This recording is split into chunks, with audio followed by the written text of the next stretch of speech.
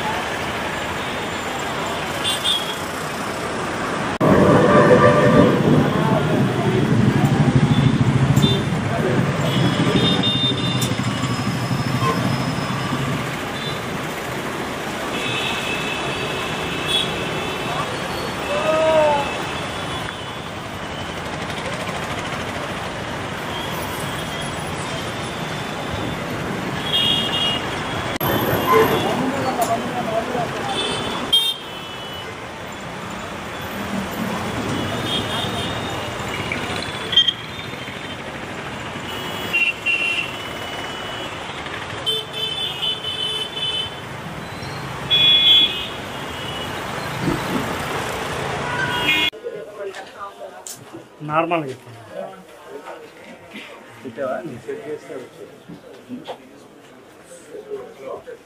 మన ఇవాళ ఈ ప్రెస్ మీట్ ముఖ్యంగా ఇప్పుడు మన జిల్లాలో గుంటూరు నగరంలో శంకర్ విలాస్ ఆహోబి ఏదైతే మనకి అమరావతి దగ్గర ఉందో, సో ఈ శంకర్ విలాస్ ఆహోబి అనేది గుంటూరు జిల్లాలో మనకి చాలా 50 years 60 years నుంచి ఉన్నప్పటికీ మనకు ఒక బాటిల్ నెక్ లాగా తయారవడంతో మనకి రీసెంట్ గా గవర్నమెంట్ ఆఫ్ ఇండియా వారు కేంద్ర ప్రభుత్వము ministry of road transport and highways నుంచి ఇక్కడ ఒక ఆర్ఓబి కట్టడానికి 98 crores తో శాంక్షన్ అనేది చేయడం జరిగింది.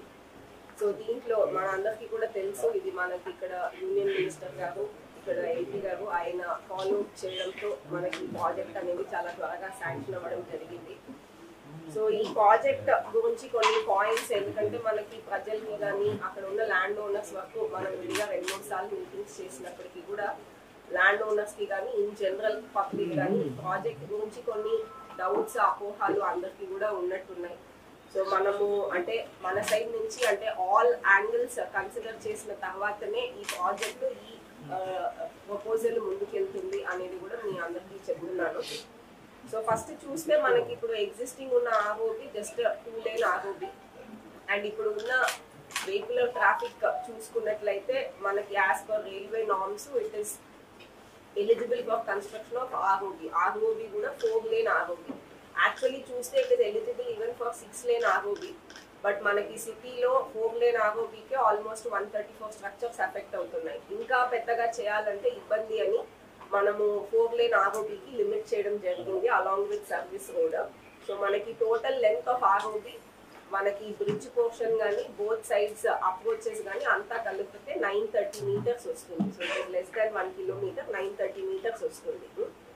అండ్ మనకి అండర్ పాస్ కూడా మనకి opposite to Brodipet 4th line, Arundelpet 5th line అటువైపు ప్రపోజ్ చేయడం జరిగింది.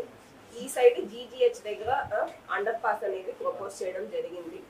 అండ్ ఈ వర్క్ చూసినట్లయితే మనకి ఒరిజినల్ అడ్మినిస్ట్రేటివ్ శాంక్షన్ యాక్చువల్లీ అక్టోబర్లోనే రావడం జరిగింది, 16 October 2024. సబ్సిక్వెంట్లీ మనము వేరియస్ రివ్యూ మీటింగ్స్ కానీ స్టేక్ హోల్డర్ మీటింగ్స్ కానీ పెట్టుకుంటూ తర్వాత నెసెసరీ పర్మిషన్స్ ఆర్ఎండ్బి సైడ్ కానీ రైల్వే సైడ్ కానీ అన్ని ఫైనలైజ్ చేస్తూ డిపిఆర్ ఫైనలైజ్ చేస్తూ ఫైనలీ రాష్ట్ర ప్రభుత్వం ఈ ప్రాజెక్ట్ని 24th February అడ్మినిస్ట్రేటివ్ శాంక్షన్ ఇవ్వడం జరిగింది. తర్వాత టెక్నికల్ శాంక్షన్ మనకి ఫిబ్రవరిలోనే వచ్చింది. తర్వాత టెండర్ అనేది మనము already March 10th పిలుచున్నాము. 28th last date. ఇద్దరు కూడా టెండర్లో కూడా పాల్గొనడం జరిగింది. ఇంకా మనం అవార్డ్ చేయలేదు కానీ టెండరర్స్ అయితే రెడీగా ఉన్నారు. సో మనకి ఇక్కడ ఫస్ట్ అండ్ ఫోర్మోస్ట్ ఈ ఆర్ఓబి రిలేటెడ్ కొన్ని డౌట్స్ ఇష్యూస్ అందరూ కూడా చెప్తున్నారు. సో ముఖ్యంగా ఏంటంటే కొంతమంది సజెషన్ ఏమొస్తుంది అంటే ఆర్యూబి చేయొచ్చు కదా, ఆర్ఓబి ఎందుకు చేయటం లేదు అనేది ఫస్ట్ పాయింట్ వస్తుంది. మనకి ideally number of vehicular units ని బట్టి నేను ముందే చెప్పినట్టు రైల్వేస్ వాళ్ళ దాంట్లో ఒక ఏదైనా లైన్ క్రాసింగ్ లెవెల్ క్రాసింగ్ ఉన్నప్పుడు ట్రాఫిక్ ని బట్టి ఆర్యూబి కానీ ఆర్ఓబి కానీ ఇవ్వడం జరుగుతుంది. సో ఫర్ ఎగ్జాంపుల్ మీరు ఇప్పుడు రూరల్ ఏరియాస్ లో చూస్తే చాలా రైల్వే క్రాసింగ్స్ క్లోజ్ చేసినప్పుడు జస్ట్ పంట పొలాలకి యాక్సెస్, కొన్ని విలేజెస్ కి యాక్సెస్, ప్లస్ ట్రాక్టర్స్ లో ఇట్లా పంట తీసుకెళ్ళడానికి యాక్సెస్ కాబట్టి ఆర్యూబీలు మాక్సిమం మనం ప్రిఫర్ చేస్తాం. ఎక్కడన్నా ట్రాఫిక్ మూవ్మెంట్ ఇంకా ఎక్కువగా ఉంది అర్బన్ ఏరియాస్ ఇట్లాంటి చోట ఆర్ఓబీస్ అనేది ప్రిఫర్ చేస్తాం. సో అవి railway norms.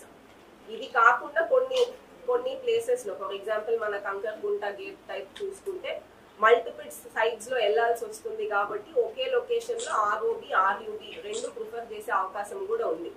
But traffic requirement ఉన్నప్పుడు దాన్ని మనం పరిగణలో తీసుకోకుండా ఓన్లీ ఆర్యూబి చేయడం అనేది ఫస్ట్ ఆఫ్ ఆల్ కరెక్ట్ అనేది కాదు. ఎందుకంటే మనకి ఇప్పుడు ఇక్కడ ఉన్న వెహికులర్ ట్రాఫిక్ నంబర్స్ చూసుకుంటే ఖచ్చితంగా ఇట్ డిజర్వ్స్ అండ్ ఆర్ఓబి. రెండోది చూసుకుంటే మనకు ఆర్యూబి అనేది ఫస్ట్ ఆఫ్ ఆల్ మనము ఒక 5 meters డెప్త్ లోపలికి వెళ్ళి చేయాల్సి వస్తుంది. అండ్ వన్స్ ఆర్యూబి చేశాక ఆర్ఓబి చేయడం అనేది కొంచెం ఇంకా ఇట్ బికమ్స్ ఫర్దర్ ఛాలెంజింగ్. ఎందుకంటే ఆర్ఓబికి మనము ఫౌండేషన్స్, పిల్లర్స్, ఫౌండేషన్స్, బ్రిడ్జ్కి వేయాల్సి వచ్చినప్పుడు ఆర్ఓబి చేసి ఆర్యూబి చేయడంలో ఆ ఏరియా డిస్టర్బ్ కాకుండా చూడొచ్చు. బట్ ఆర్యూబి చేసి ఆర్ఓబి చేసినప్పుడు ఎంతన్నా ఎక్స్కవేషన్స్ అదర్ వర్క్స్ ఉంటాయి కాబట్టి కొంచెం మనకి ఎగ్జిక్యూషన్ స్టేజ్ లో కూడా ఆ ఆర్డర్ ఆఫ్ ఎగ్జిక్యూషన్ అనేది స్ట్రక్చరల్ గా చూస్తే it is not the correct order of execution. So మనము ఫ్యూచర్ లో ఇప్పుడు మనం ఈ ఆర్ఓబి కంప్లీట్ చేసి ఈ సర్వీస్ రోడ్స్, ఈ అండర్ పాసెస్ ఇవన్నీ కంప్లీట్ చేసి ఇంకా కూడా మనకి వేరియస్ ఇప్పుడు జీజీహెచ్ సైడ్ కానీ రైల్వే స్టేషన్ సైడ్ కానీ ఈ సైడ్ వెళ్ళడానికి మెడికల్ కాలేజ్ సైడ్ కానీ వెళ్ళడానికి మనకి ట్రాఫిక్ కి ఇంకా ఇబ్బంది అని అనిపిస్తే ఖచ్చితంగా ఆర్యూబి కూడా we will get it sanction, RUB కూడా జరిగే అవకాశం ఉంటుంది. బట్ అది ఇప్పుడు ఉన్న ప్రాజెక్ట్ ఆపేసి అది చేయండి అనే ఆ వాదన సైంటిఫిక్ గా కానీ ఇంకా ఇక్కడ ఉన్న సిచ్యువేషన్ అండ్ అసెస్మెంట్ ప్రకారం కూడా కరెక్ట్ కాదు. సో అందరూ కూడా దయచేసి ప్రజలు కూడా దాన్ని గమనించాలి. రెండోది మనకి సర్వీస్ రోడ్స్ వెడల్పుగా కావాలి అని చెప్పడం జరిగింది. మనం ఇప్పుడే ఓవరాల్ రైట్ ఆఫ్ వే మొత్తం బ్రిడ్జ్ సర్వీస్ రోడ్స్ అంతా కలిపి వీఆర్ టేకింగ్ 120 feet. సో దీంట్లో మనం maximum best possible service road ఇవ్వగలిగేది 23 feet. కొంతమంది 30 feet ఇవ్వచ్చు కదా అనేది అడుగున్నారు. It only involves more land acquisition. So మనమైతే ఇప్పుడు already structures heavily constructed built up ఏరియాలో హై వాల్యూ స్ట్రక్చర్స్ ఎఫెక్ట్ అవుతున్నాయి కాబట్టి ముందే చెప్పినట్టు అవర్ ఎయిమ్ ఇస్ టు అంటే ఆప్టిమల్ గా, అంటే I'm not saying this is the best but this is the optimum. అంటే ఒకవైపు అక్కడ ఉన్న ఏరియాలో ఉన్న ఓనర్స్, వాళ్ళ బిల్డింగ్స్, వాళ్ళ బిజినెసెస్ ఇవన్నీ కూడా ప్రొటెక్ట్ చేయాలి. ఇంకొక వైపు మనము ఇది crucial 1 town 2 town crucial connectivity కాబట్టి సిటీ గ్రో అవ్వడానికి, సిటీ ఫ్యూచర్ ని, ట్రాఫిక్ ని అంతా కూడా మైండ్ లో పెట్టుకొని చేయాలి. సో రెండింటిని బ్యాలెన్స్ చేయడానికి బెస్ట్ పాసిబుల్ ఆప్షన్ నే మేము ప్రపోజ్ చేయడం జరిగింది. ఇంకా ఒకటి కొంచెం ప్రజల మధ్యలో డిస్కషన్ కానీ మా దగ్గరికి వచ్చినప్పుడు రిప్రజెంటేషన్స్, రిక్వెస్ట్లు ఏమొస్తున్నాయంటే జంక్షన్ టు జంక్షన్ చేయొచ్చు కదా. మనకి ఏదైతే PB college, Hindu college junction అంటారో అక్కడి నుంచి అవతల సైడ్ లక్ష్మీపురం రోడ్ జాయినింగ్ వరకు మనం ఏదైతే అమరావతి రోడ్ టర్న్ చేస్తామో ఆ జంక్షన్ వరకు చేయొచ్చు కదా అనేది కూడా రిక్వైర్మెంట్ వస్తుంది. సో ఇప్పుడు ప్రస్తుతం మనం ఏంటంటే ఆ లాస్ట్ వరకు వెళ్ళకుండా, ఎందుకంటే లాస్ట్ వరకు వెళ్ళడం అనేది పెద్ద ఇష్యూ కాదు, కానీ అక్కడ కూడా ఫర్దర్ ల్యాండ్ అక్విజిషన్ అనేది చేయాల్సి వస్తుంది. ఇన్ ద సెన్స్ అక్కడ కూడా మనము ఇంత పెద్ద ఫ్లైఓవర్ ని తీసుకెళ్లి కరెక్ట్ గా సిగ్నల్ లో కలిపినప్పుడు అక్కడ సిగ్నల్ లో ఆల్రెడీ ఉన్న రోడ్స్ ని దీన్ని అంతా ఫ్రీగా చేయాలంటే మనకి ఒక 50 మీటర్ రౌండ్ అబౌట్ అంటే మనము 50 మీటర్ రోటరీ అనేది డిజైన్ చేయాల్సి వస్తుంది, which involves further acquisition. So నేను ముందే చెప్పాను కదా, ప్రతి ఏరియాలో కూడా మనకి what is the minimum possible land or minimum possible discomfort with which you can get maximum output. So ఆ పద్ధతిలో వెళ్ళడం జరిగింది. So that is why we have avoided that. అది డిస్కషన్ జరగకుండా అట్లా అయితే కాదు, బికాస్ మనకి ఇక్కడ స్టేక్ హోల్డర్ మీటింగ్స్ లో ఏజెన్సీస్ తో multiple times this discussion happened, but to avoid further అంటే further approve from public it was dropped. Next చాలా మంది ఏంటంటే ఫ్లైఓవర్ లాగా ఆర్ఓబి హైట్ తగ్గించవచ్చు కదా అనేది ఒక డిస్కషన్ ఉంది. సో మీరు వైఆర్ యూ పుట్టింగ్ ఇప్పుడు 9 మీటర్స్ హైట్ ఉందండి బ్రిడ్జ్ ప్రస్తుతం మన ప్రపోజల్లో, మీరు ఎందుకు అంత పెడుతున్నారు, తగ్గించవచ్చు కదా, ఎక్కడి నుంచి ఎక్కడ వేసినా ఒకటే కదా బ్రిడ్జ్, హైట్ 7 or 6 అట్లా పెట్టుకోవచ్చు కదా అనేది కూడా ఒక డిస్కషన్ వస్తుంది. ఫస్ట్ అండ్ ఫార్మోస్ట్ మనకి this is not any regular bridge, కింద రైల్వే లైన్ ఉంది, రైల్వే లైన్ దాటాలి కాబట్టి. అండ్ మనకు తెలుసు ఇప్పుడు రైల్వేస్ అన్ని కూడా they run on electricity. So మనకి పైన లైన్స్ ఆ క్లియరెన్స్ అంతా చూసుకుంటే minimum required vertical clearance 7 metres. So దాన్ని దాటి వాళ్ళకు కూడా ఫర్దర్ ఎక్స్పాన్షన్, సేఫ్టీ ఆస్పెక్ట్స్ మనది కూడా అంతా కన్సిడర్ చేసి మనం 9 metres which is like almost optimal bare minimum possible propose చేయడం జరిగింది. సో అడిషనల్ గా చాలా మంది ఏంటంటే దాన్ని కూడా తగ్గించవచ్చు కదా అనే మాట వస్తుంది. బట్ ఇక్కడ since it is specifically railway over bridge, కింద ఉన్న రైల్వే లైన్ సేఫ్టీ కన్సర్న్స్ కూడా తీసుకోవాలి కాబట్టి దాన్ని కూడా పరిగణలో తీసుకొనే డిజైన్ చేయడం జరిగింది. అండ్ గ్రేడియంట్ కూడా అంటే మీరు స్లోప్ ఇంకా కొంచెము తగ్గితే ల్యాండ్ అక్విజిషన్ తగ్గుతుందేమో అనేది కూడా ఒక వాదన వచ్చింది. సో అది కూడా మనం ఇప్పుడు ఇచ్చిన గ్రేడియంట్ దిస్ ఇస్ మనకి బేసిక్లీ హైవే నార్మ్స్ ప్రకారము this is the best possible gradient. So 2.5 to 3.2 ఏరియాని బట్టి వస్తుంది. So that is the gradient also which we have given. And మనము ఆబ్వియస్లీ ఇటువైపు అటువైపు ట్రాఫిక్ కూడా వెళ్ళడానికి కూడా అంటే both medical college side to GGH side అవతల కూడా లైక్ ఐ సెడ్ మనం అండర్ పాస్ ఇప్పుడు అరుండాల్పేట్ సైడ్ అయితే అరుండాల్పేట్ బ్రాడీపేట్ సైడ్ అయితే 18 మీటర్స్ అంటే 60 feet విత్ ఉన్న అండర్ పాస్ అనేది ఇవ్వడం జరిగింది. సిమిలర్లీ మనకి జీజీహెచ్ సైడ్ కూడా 46 మీటర్స్ 14 మీటర్స్ విత్ ఉన్న అండర్ పాస్ అనేది ఇవ్వడం జరిగింది. సో ఆ ఏరియాలో ఉన్న ఆల్ రిక్వైర్మెంట్స్ అన్ని కూడా అట్ ద సేమ్ టైం ముందే చెప్పినట్టు మనకి పబ్లిక్ స్ట్రక్చర్స్ కానీ ప్రైవేట్ స్ట్రక్చర్స్ కానీ ఎంత లీస్ట్ పాసిబుల్ ఆప్షన్ ఉందో అఫెక్ట్ అవ్వడానికి దాన్ని బట్టే డిసైడ్ చేయడం జరిగింది. అండ్ నేను ముందే చెప్పినట్టు మనకి అఫెక్టెడ్ స్ట్రక్చర్స్ ఆర్ 134 అండ్ దీంట్లో 99 పూర్తిగా ప్రైవేట్ స్ట్రక్చర్స్. సో ఈ ల్యాండ్ ఓనర్స్ తో కూడా మనము గుంటూరు కమిషనర్ గారి ఆధ్వర్యంలో ఇప్పటికే అట్లీస్ట్ 3 మీటింగ్స్ చేయడం జరిగింది. రీసెంట్ గా కూడా మార్చ్ 26వ తారీఖు ఒక మీటింగ్ చేయడం జరిగింది. సో అక్కడ కూడా ఇప్పుడు నేను చెప్పినట్టు కొన్ని సిమిలర్ క్వశ్చన్స్ వాళ్ళు రేస్ చేయడం జరిగింది. ఇది కాకుండా ఒక ముఖ్యమైన పాయింట్ ఏంటంటే మనకి మున్సిపల్ ద్వారా ఎందుకు మనం ల్యాండ్ అక్విజిషన్ చేస్తున్నాము, మీరు ల్యాండ్ అక్విజిషన్ చట్టం ప్రకారం చేయొచ్చు కదా అనేది. సో అది కూడా ల్యాండ్ ఓనర్స్ కి క్లియర్ గా మనకి ఇప్పుడు ఉన్న ఈ ఏదైతే TDR bonds structure compensation method లో వెళ్తే what is the overall value of compensation that they get, తర్వాత ల్యాండ్ అక్విజిషన్ పద్ధతిలో వెళ్తే what is the probable compensation or likely compensation. And ఈ రెండిట్లో ఉన్న అడ్వాంటేజెస్ డిసడ్వాంటేజెస్ వాస్తవానికి మనకి ల్యాండ్ అక్విజిషన్ లో స్లైట్లీ హయ్యర్ అని అనిపించినప్పటికీ, ఎందుకంటే చాలా మంది అది కూడా తప్పు అనుకుంటున్నారు. మనం ల్యాండ్ అక్విజిషన్ వెళ్తే 2.5 టైమ్స్ వస్తుంది, 3 టైమ్స్ వస్తుంది, ఇట్లా కూడా అనుకుంటున్నారు. బట్ మన చట్టంలో, స్టేట్ గవర్నమెంట్ చట్టంలో ల్యాండ్ అక్విజిషన్ అర్బన్ ఏరియాలో multiplication factor is only 1. So land value plus 100% solution మాత్రమే వస్తుంది. సో మనం అనుకున్నట్టు 2.5 టైమ్స్ 3 టైమ్స్ ఇట్లంతా వచ్చే అవకాశం లేదు.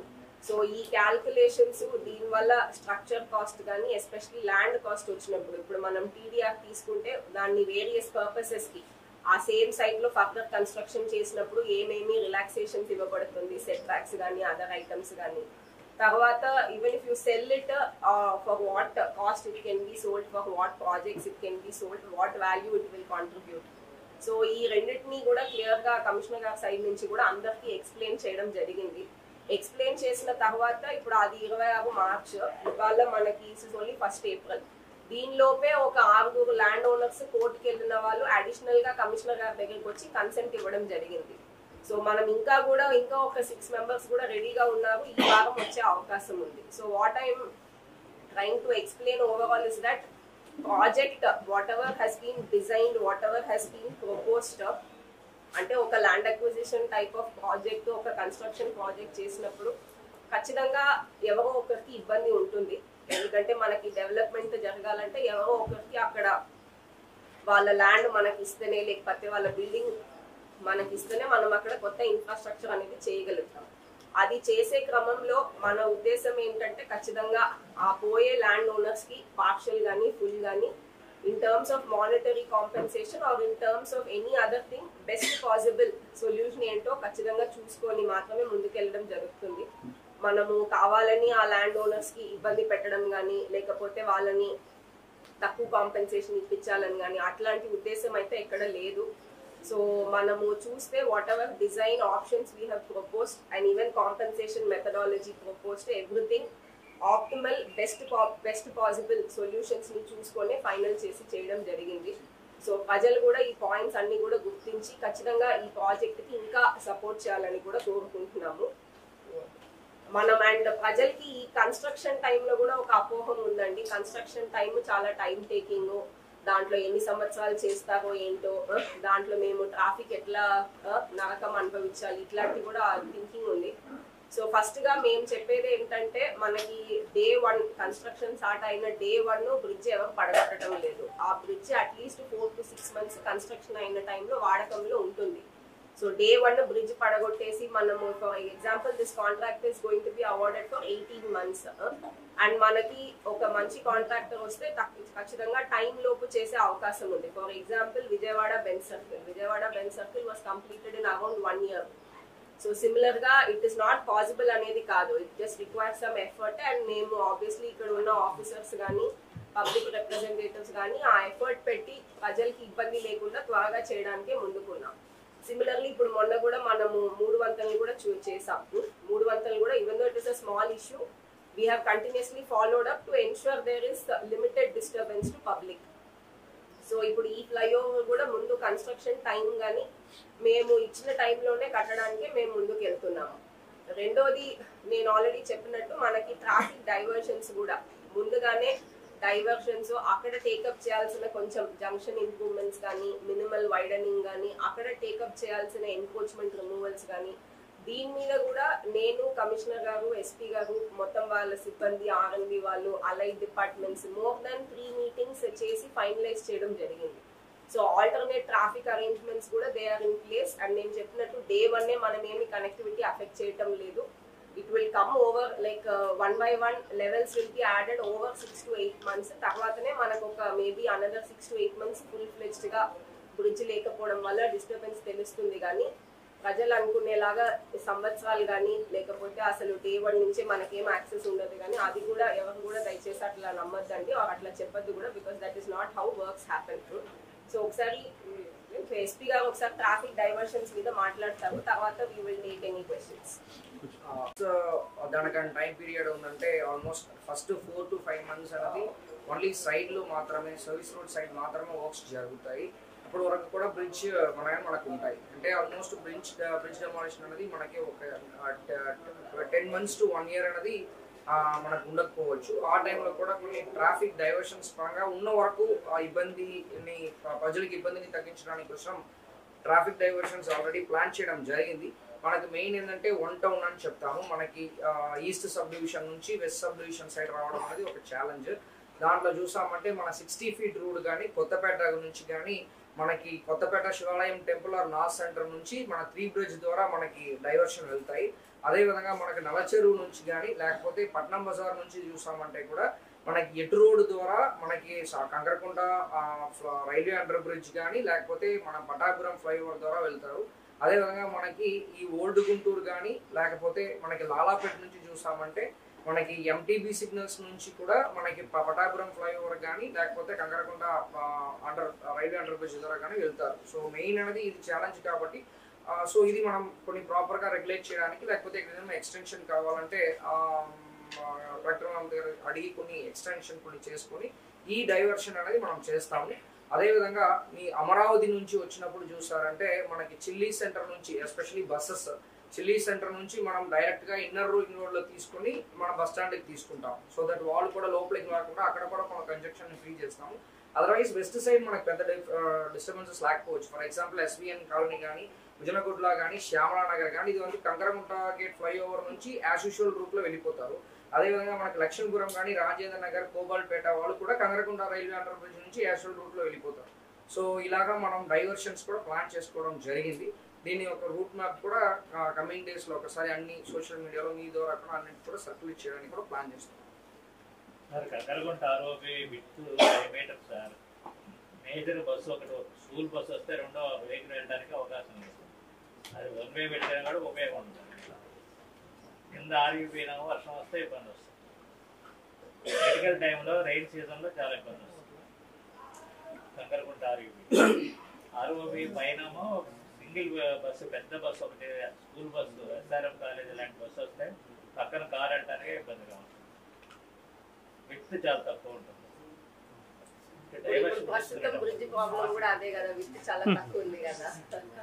అలాగే మీరు మనకి ఐడియలీ మనకి మీరు అన్నట్టు ఓకే కంకరగుంట ఆలోచించాల్సింది ఇప్పుడున్న సఫరింగ్ అట్లాగే ఎన్ని సంవత్సరాలు కంటిన్యూ చేయాలనేది ఫస్ట్ ఆలోచించాలి. ఆబ్వియస్లీ దానికి మనం ఒక కన్స్ట్రక్షన్ ఆల్టర్నేటివ్ తీసుకొచ్చినప్పుడు సఫరింగ్ టెంపరీ వెళ్ళొచ్చు, ఇంకా పెరగచ్చు, కాదని అనటం లేదు.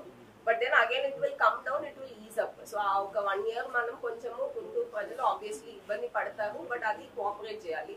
బట్ మనం కూడా ఏం చెప్పుకున్నామంటే డెఫినెట్లీ మీరు అన్నట్టు ఆర్ఓబి విత్ తక్కువే పట్టాభిపురం వాటర్ మన కంకరగుంట ఆర్ఓబి. సో డెఫినెట్లీ మనం అక్కడ స్టాఫ్ పోస్ట్ చేసుకొని టోయింగ్ వెహికల్స్ పోస్ట్ చేసుకొని ఏదైనా ఇష్యూ వస్తే అక్కడ ట్రాఫిక్ ఇమీడియట్ గా ఈజ్ అవుట్ చేయడం, ఎస్పెషలీ పీక్ అవర్స్ లో మనం డెఫినెట్ గా దానికి తయారవుతున్నాము. సిమిలర్లీ రైనీ సీజన్ ఆర్యూబి కూడా రైల్వేస్ కానీ జిఎంసీ సైడ్ నుంచి కానీ ఇమీడియట్ ఎంత పాసిబుల్ టైంలో ఇమీడియట్ రెస్టోరేషన్ కి వీఆర్ ప్లానింగ్.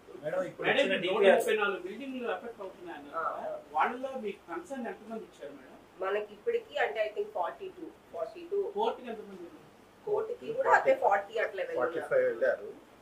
అందులో ఆల్రెడీ 6 కన్సెంట్ ఇచ్చారు, ఇంకొక 6 మేబీ ఈ రోజు నైట్ స్టేక్ హోల్డర్స్ మీటింగ్ పెట్టారు.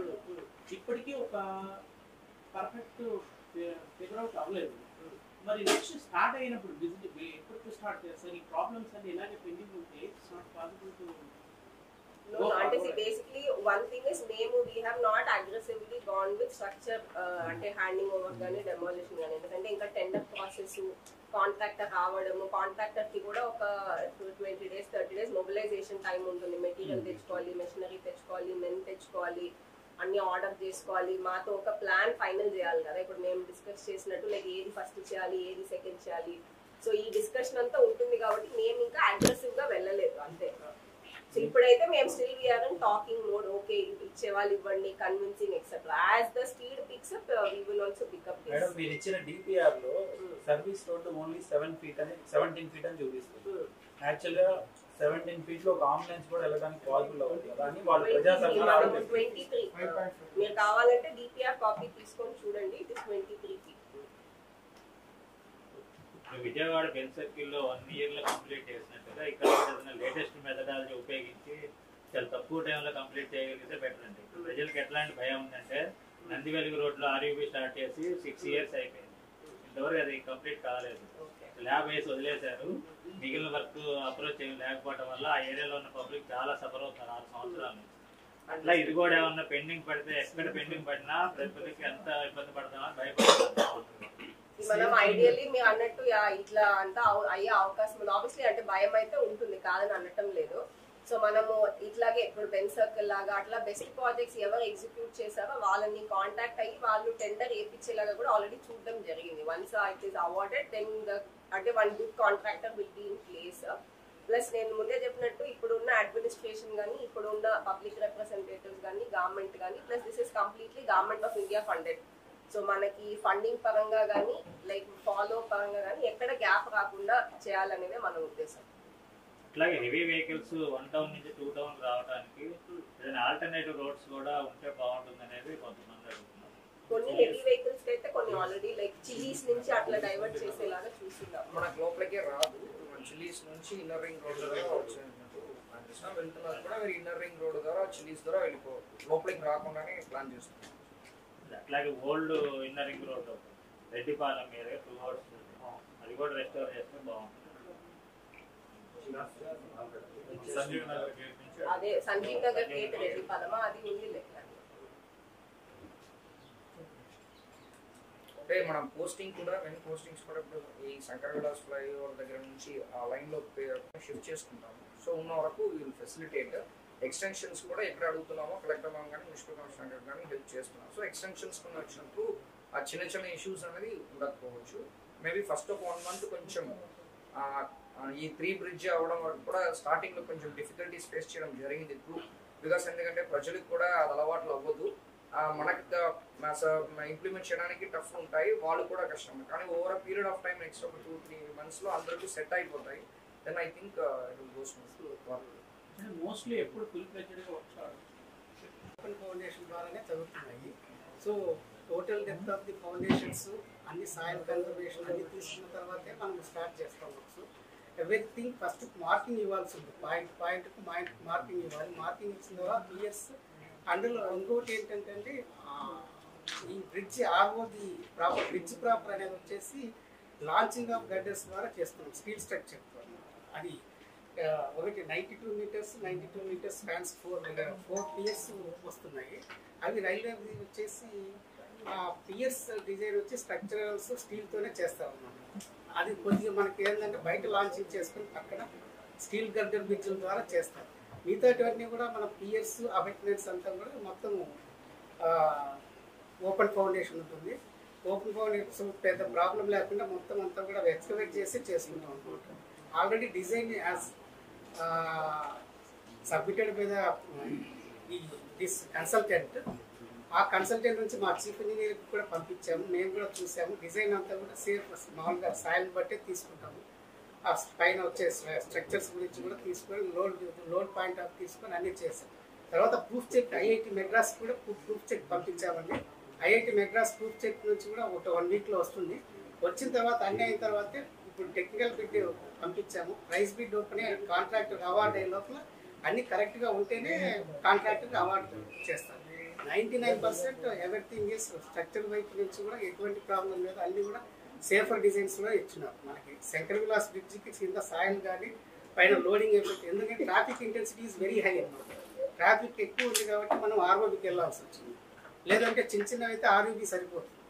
ఇప్పుడు మేము మళ్ళీ ఇంకోటి గడ్డర్స్ కూడా 2 చోట్ల అటువైపు ఇటువైపు 2 పియర్స్ 4 పియర్స్ వేస్తున్నాం. మామూలుగా స్ట్రైట్ కాకుండా ఇటు, ఎందుకంటే ఫ్యూచర్లో ఆర్ఓబి కూడా కట్టుకునేదానికి ఆర్ఓబి కూడా కట్టుకునేదానికి ఆస్కారం ఉండాలని చెప్పి మేము ఆ గడ్డర్స్ పెట్టేసి కొత్త టెక్నాలజీతో చేయిస్తున్నాం. ఎందుకంటే పబ్లిక్ అడిగి ఉన్నారు, కొంతమంది అడిగి ఉన్నారు కాబట్టి ఆర్ఓబి కూడా దీంట్లోనే తర్వాత శాంక్షన్ తీసుకొని చేస్తే ఫౌండేషన్స్ మాత్రం ఇప్పుడు మేము ఫౌండేషన్స్ ఆర్ఓబి కూడా తీస్తున్నాం.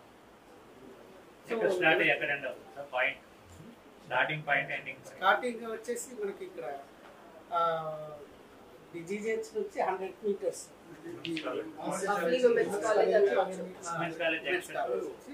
అటువైపు అరండా 930 meters అండి.